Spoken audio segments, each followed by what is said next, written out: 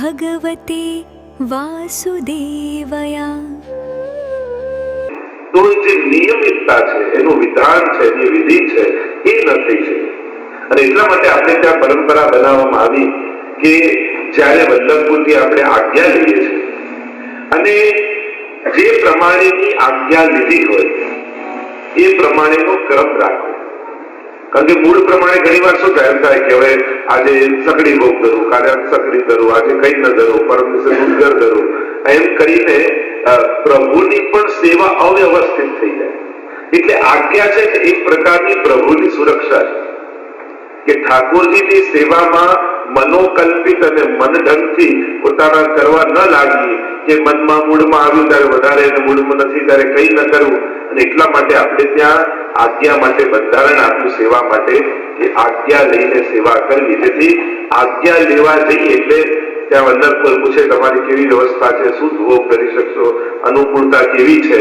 અને એટલા માટે આપણે ત્યાં એમ તો સર્વ વસ્તુ સમર્પણનો સિદ્ધાંત છે, પણ જેને અનુકૂળતા નથી, જેને અનેક પ્રકારના પ્રતિબંધો, જેમ આપણે અહીંયા રહીએ છીએ તો અનેક પ્રકાર, ભારતમાં રહેતા હોય તો સંજોગો જુદા હોય, અહીંયા રહેતા હોય તો સંજોગો જુદા હોય, તો આપણે આપણી રીતે કરવા જઈએ તો ઘણી વાર કોઈ ત્રુટિ કરી દઈએ, પ્રભુને શ્રમ આપી દઈએ. આજ્ઞા એટલે પ્રભુને શ્રમ ન પડે એવો ક્રમ જયારે વલ્લભપુર બાંધી આપે એનું નામ આજ્ઞા છે. અને એટલા માટે આજ્ઞા લઈને જ કરવી. જયારે પણ કરવાની ઈચ્છા થાય તમને એમ થાય કે હવે મિશ્રી ભોગ કરું છું, હવે મારે આગળ દૂધગર ધરવું છે, સકડી ધરવું છે, તો એ બધામાં આજ્ઞા લઈ લેવી. જેથી એ અને ગુરુની આજ્ઞા, વલ્લભની આજ્ઞા થકી ઠાકોરજી આરોગ્ય છે.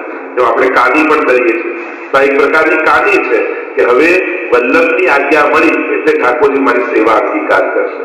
તો આજ્ઞા એટલે એક પ્રકારની કાની, એક પ્રકારની આડી કે હવે આજ્ઞા થકી, જેમ આપણે મંત્રમાં કેવું હોય છે દીક્ષા લઈએ છીએ, બાકી તો મંત્રો ચોપડીઓમાં લખ્યા હોય છે, પેપરોમાં આવતા હોય છે, પણ એ કેવલ પેપરમાંથી વાંચીને કે બુકમાંથી વાંચીને સીધા મંત્ર જાપ કરવા લાગી તે ફલિત થતા નથી. એને ગુરુ મુખે શ્રવણ કરવા.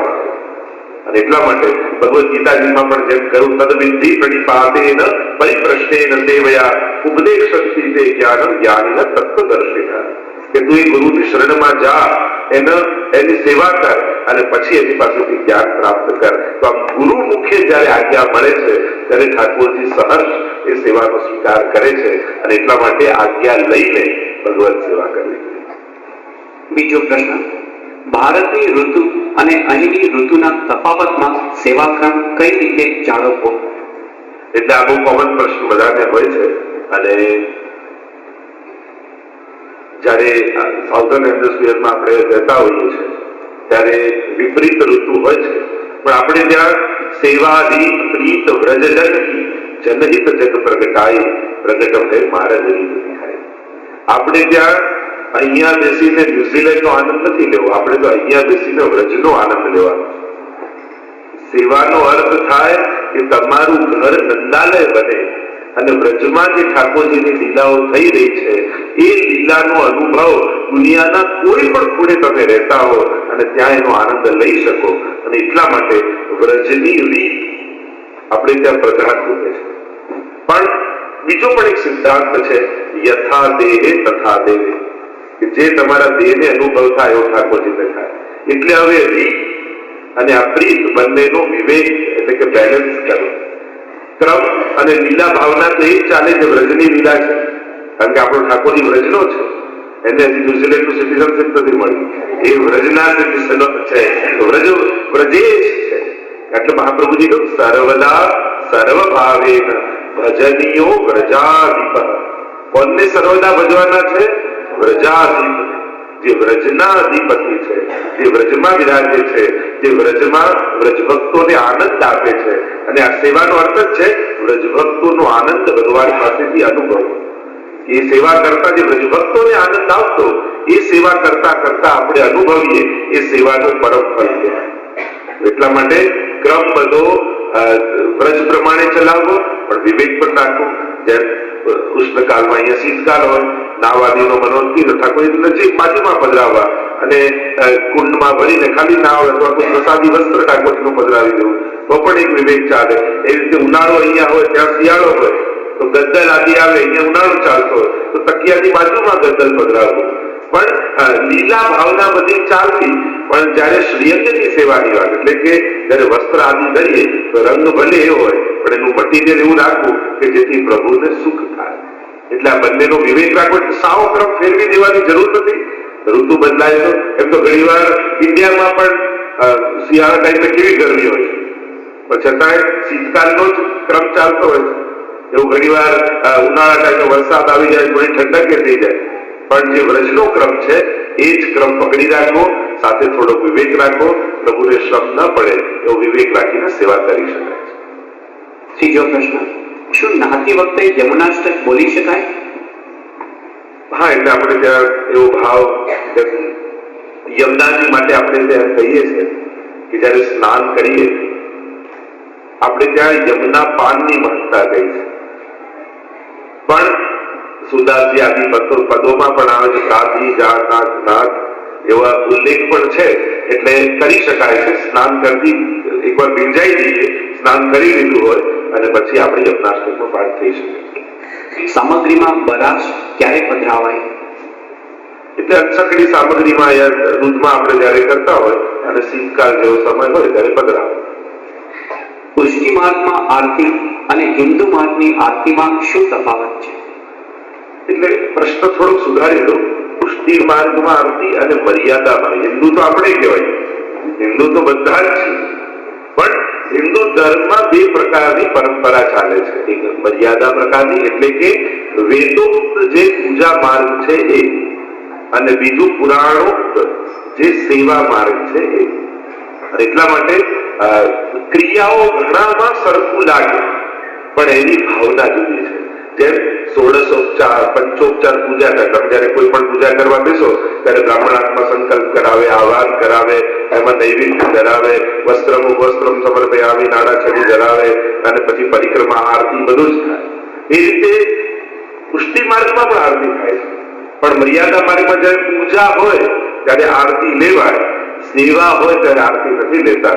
કારણ કે પૂજાના એક અંગ રૂપે જેમ 5 પ્રકારની 16 સ્ટેપની પૂજા, 16 પ્રકારની પૂજા, તેમાં આરતી એક અંગ છે. અને પૂજાઓ જે ભાગવતજીની પૂજા કરતા હોય તો એમાં આરતી હોય એ લઈ શકાય, કારણ કે પૂજા છે. પણ સેવા એટલે કે જ્યાં સેવ્ય, એટલે કે જ્યાં દેવતા હોય ત્યાં પૂજા, અને જ્યાં સ્વરૂપ હોય ત્યાં સેવા. કારણ ત્યાં દેવતાનું આહવાન પણ થાય અને વિસર્જન પણ થઈ જાય. પણ અહીંયા સ્વરૂપમાં તો સદાય તમે પોઢાડી દો પછી ઠાકોરજી છે, એ જતા નથી રહેતા, એ સાક્ષાત પ્રભુ છે. તો ત્યાં પૂજાના ભાવથી આરતી થાય અને એ લેવાથી પૂજનનું ફળ મળે. પુષ્ટિ માર્ગમાં ભાવ બાલ ભાવ છે, અને એટલા માટે દીવો એ પણ ઠાકોરજી આગળ નથી કરતા. અને નાના બાળક આગળ દીવો રાખીએ તો મળી જાય, પણ આરતી પૂજા માર્ગમાં કે સેવા માર્ગમાં જયારે વ્રજભક્તો ઠાકોરજીના દર્શન કરવા આવે ત્યારે યશોદાજીને એમ થાય કે આટલા બધા દર્શન કરવા આવ્યા, મારા લાલનને કોઈની નજર ન લાગે.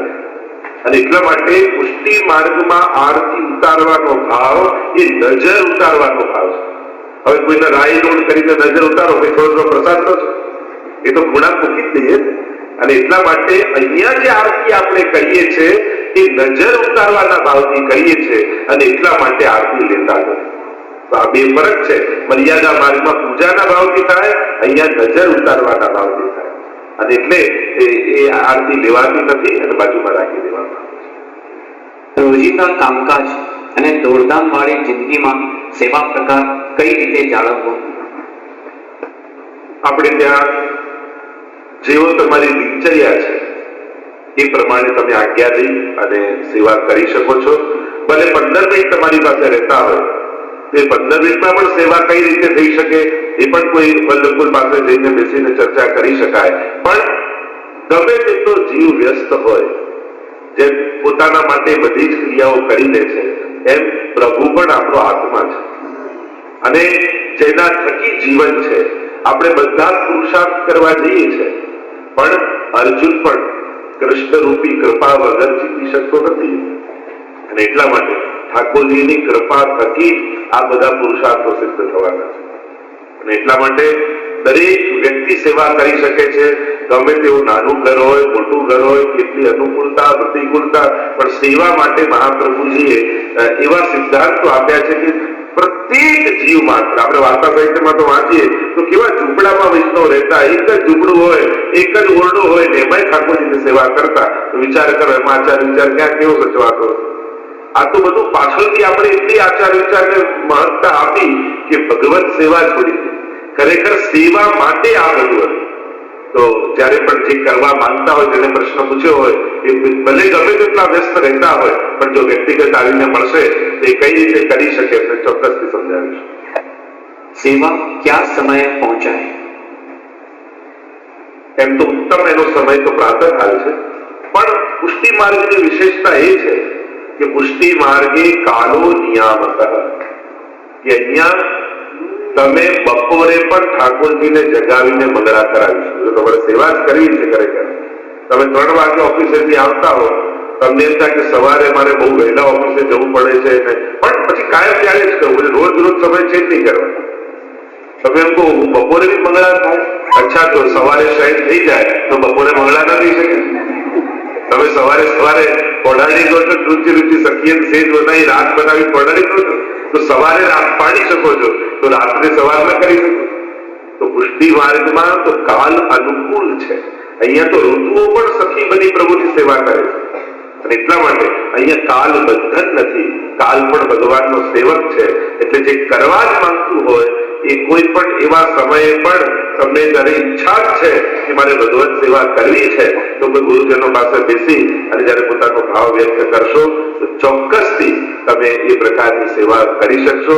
પુષ્ટિ માર્ગમાં એટલી બધી અનુકૂળતાઓ આપવામાં આવી છે કે બસ જીવ પ્રભુ વગર ન રહે એ પ્રધાન મુખ્ય સિદ્ધાંત કૃષ્ણ સેવા સદા કાર્ય.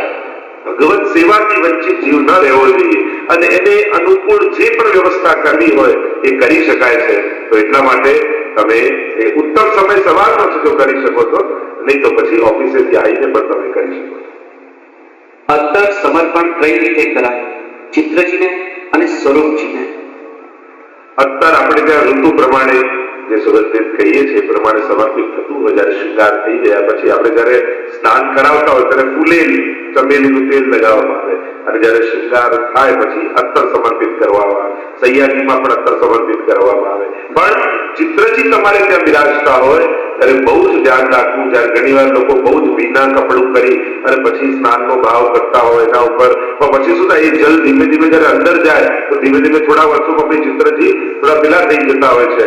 અને એટલા માટે ખૂબ જ મને તો કોરા વસ્ત્રથી જ કરવું, આપણે એકદમ નીચોવીને પછી જ કરવું. અને અત્તર પણ આપ ઠાકોરજીને વસ્ત્ર ધરાવી દો અને પછી એ વસ્ત્ર ઉપર જ અત્તર લગાવવું અને એ રીતે અત્તર લગાવવું કે ઠાકોરજીના વસ્ત્રો ખરાબ ના થાય. તો દરેક વસ્તુ ઉત્તમ વસ્તુને પણ સમર્પિત કરવાનો ઉત્તમ પ્રકાર છે. આપણે ત્યાં દરેક વસ્તુને ભલે વસ્તુ ઉત્તમ હોય પણ સમર્પણ પણ ઉત્તમ હોવું જોઈએ. ગમે તેટલી સારી વસ્તુ બનાવી હોય પણ સિદ્ધ કરતા આવડી તો આરોગાવતા આવડી. ઠાકોરજીની ભોગ કઈ રીતે સજાવાય, દૂધગર કઈ રીતે આવે, ચકડી કઈ રીતે આવે, સકડી કઈ રીતે આવે, એમાં કોર કઈ રીતે સાનવામાં આવે, અન્નકૂટ આપણે કરતા હોય તો એનો આખો ભોગનો ક્રમ કઈ રીતે સજાવાય, આપણે ત્યાં એનું પણ વિધાન છે. નહીં તો કોઈ ગમે તેટલું સારું બનાવ્યું હોય, મહેમાન ડાઇનિંગ ટેબલ પર બેઠા હોય, લો જમો, આમ કે તમને ભૂખ લાગે, પેલો તો એમ જ કે નાના ઘરે જમીને જાય. ભલે ગમે તેટલું સારું બનાવ્યું છે, ગમે તેટલો તમને એના માટે સ્નેહ છે. જો આપણે કઈ ભાવ છે તો ખાલી દિલ ચોખ્ખું હોવું પૂરતું નથી. મોટા ભાગના લોકો એક બહુ સારો એક્સક્યુઝ કરે, અમારું દિલ ચોખ્ખું છે એટલે અમારે કઈ કરવાની જરૂર નથી. મારું દિલ ચોખ્ખું છે મારે ક્યાં કઈ કરવાનું, એમ કરીને બધાથી બચે કે હું તો સેવામાં ન માનું, હું તો બધું મારું દિલ ચોખ્ખું છે, કોઈનું દિલ દુભાવતો નથી અને પછી મારે સેવા કરવાની શું જરૂર છે. અરે તું ઠાકોરજીની નજીક નથી જતો એ જ બતાવે છે કે હજી તારું દિલ ચોખ્ખું નથી થયું. નહીં તો દિલ ચોખ્ખું થયું હોત તો પ્રભુથી દૂર તો રહી જ ન શકે. હજી આપણું મન પ્રભુ તરફ નથી જતું. આ તો આપણે કહીએ છીએ મારું દિલ ચોખ્ખું, તારા પડોશી ખુદ તો ખબર પડતી તું દિલ ચોખ્ખું. તો આપણે આપણા સ્ટેટમેન્ટ આપી દઈએ એ ઉત્તમ નથી. ગામ વાળા કેમ કે આનું દિલ બહુ ચોખ્ખું છે ત્યારે સાચું. તો મૂળ વાત આ દિલ ચોખ્ખું કરીને ખાલી કહીને આપણે જે બચીએ છીએ, બધાથી દૂર ભાગીએ છીએ, એ પોતાની જાતને છેતરવા જેવું છે. તો કેવલ દિલ ચોખ્ખું એ પણ કામનું નથી. તમારી એ દિલ ચોખ્ખું છે પણ તમે વ્યવહારમાં ઉત્તમ છો, એ પણ બહુ મહત્વ. અત્યારે લોકો બહુ કડવું બોલતા હોય, બહુ વ્યવહારમાં ખરાબ હોય એટલે કઈ શું કઈ બચીએ, પણ દિલમાં નતું બોલાઈ ગયું. અરે દિલમાં હતું એટલે જ બોલાયું, એ તો બોલાવતા જ નહીં. આપણે જેમ બચવા માંગીએ અમારે દિલમાં નતું, ખાલી કહેવાય હતું એટલે જ કહેવાય. મૂળ વાત છે, જો અભિવ્યક્તિ ઉત્તમ નથી તો ખાલી દિલ ચોખ્ખું પણ કામનું નથી. તમારા પાડોશી બાજુમાં રહેતો હોય, તમને જરાય ન ગમતો હોય, પણ રોજ સવારે જયારે બહાર આવે ઓફિસે જવા, હા યાર તો કઈ કામ હોય તો મને કહી દે, આમ કહી દે, તમે ચાર વાત કરતા હો અને દિલમાં બેન તો તું ક્યાં રહેવા આવ્યો? તો એને કોઈ પૂછે તારો પડોશી કયો, તો પેલો બધા આગળ વખાણ કરે અને તમારો વ્યવહાર ઉત્તમ છે. એનાથી ઊંધું તમારું દિલ બહુ એના માટે લાગણી રાખતું હોય, પ્રેમ રાખતું હોય, પણ ક્યારે સારા ખરાબ પ્રસંગે એની જોડે વાત કરીને પૂછતા ન હોય તો પેલો શું સમજે કે ક્યાં બાજુમાં રહેવા? વ્યવહારમાં ઉત્તમ નથી તો તમે ઉત્તમ નથી. એટલે અત્યારના સમયમાં શું ચાલ્યું છે, મારું દિલ ચોખ્ખું છે, મારે કોઈના માટે નથી એટલે હું વ્યવહારમાં ગમે તેટલો ખરાબ થવું, પણ મારું દિલ ચોખ્ખું છે. દિલ ચોખ્ખું જોવા કોણ આવ્યું છે? આ તો આપણે જ આપણી જાતનું સ્ટેટમેન્ટ આપીએ. એટલે આવું કહીને બચનારા એ પણ પોતાની જાતને છેતરે છે. જો તમારું દિલ ચોખ્ખું હોત તો તમારો વ્યવહાર પણ ચોખ્ખો હોત, એ પણ ઉત્તમ હોત. એટલે ઉત્તમ વ્યવહાર પણ બહુ જરૂરી છે. અને એટલા માટે ધ્યાન રાખવું કે જયારે સામગ્રી પણ કહીએ તો એને ધરતા, સમર્પિત કરતા, એટલે ઉત્તમ ભાવને ઉત્તમ રીતે પ્રગટ કરતા હોય. જેમ સારું ચોખ્ખું દિલ એ કાચા સોના જેવું છે, પણ ઉત્તમ વ્યવહાર એ બનાવેલા દાગીના છે. કાચું સોનું કઈ પહેરીને ફરતા નથી આપણે, પણ એનો દાગીનો બનાવીએ ત્યારે એની શોભા આપણી વધે. એમ ઉત્તમ વ્યવહાર એ કાચા સોનામાંથી બનાવેલો ઉત્તમ દાગીનો છે, જે આપણી શોભાની અભિવૃદ્ધિ કરે છે. અને એટલા માટે આજ પછી જો કોઈ એમ કહેતું હોય કે દિલ ચોખ્ખું છે મારે કઈ નથી કરવું, તો માનવું કે હજી ચોખ્ખું થયું નથી. એમ એકબીજાને કેવું બધા પોતપોતાની જાતને સમજે, નહીં તો બીજાને